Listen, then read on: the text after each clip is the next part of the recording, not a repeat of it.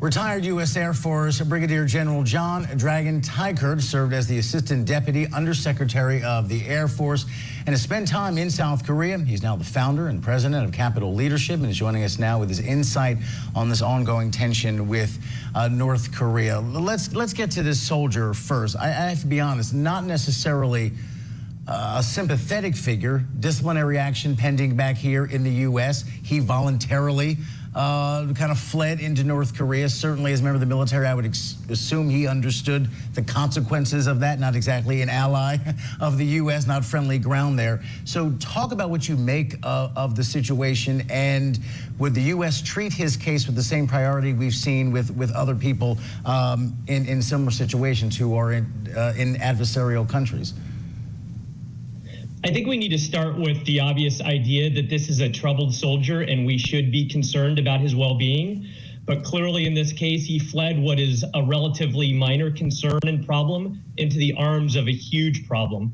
And so right now we need to establish communication with North Korea, either directly or through South Korea or Sweden intermediaries. But right now, our biggest concern is his well-being and our ability to coordinate with North Korea. And the U.S. has no diplomatic relations with North Korea. How could that complicate things?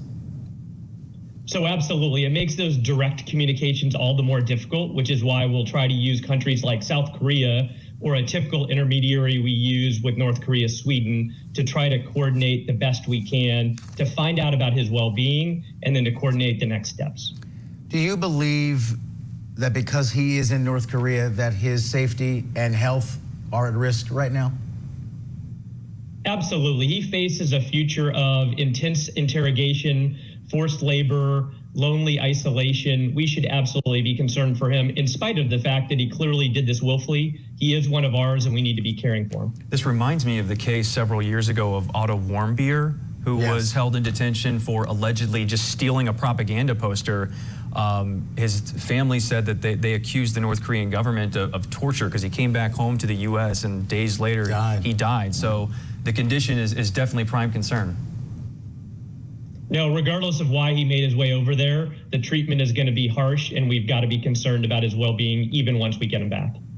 Shifting gears to the submarine issue, that does seem to be a bold move from the U.S. Obviously, North Korea noticed and retaliated or sent a counter message. Why did we make that move now? And are you concerned that the submarine, coupled with this soldier issue, that tensions now are at a precarious point? I think that the tensions are always at a precarious point with North Korea. The visit of the nuclear submarine is the first one by the United States in something like 40 years.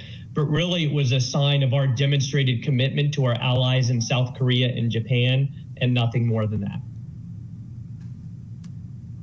So speaking of relations, so today in Japan, top nuclear envoys from the U.S., South Korea, and Japan, they're going to meet to discuss North Korea.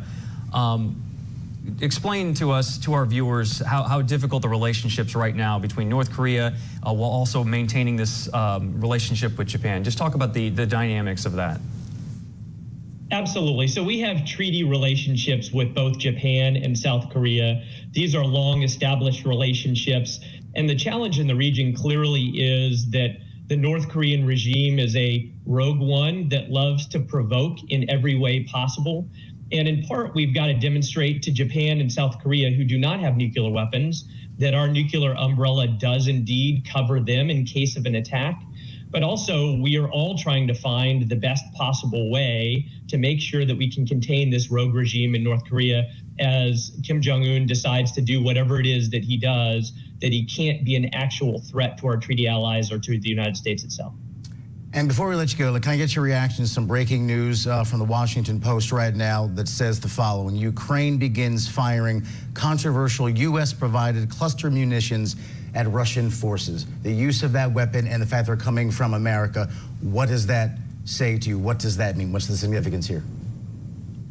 Yeah, we've got to remember that this continues to be a war against the sovereignty of Ukraine, and we have taken the rightful and bold step to provide them with cluster munitions, realizing that they will use them judiciously. And I do think that it's important for them to have these type of weapons that can cover a larger area of targets and I think they will use them wisely and judiciously.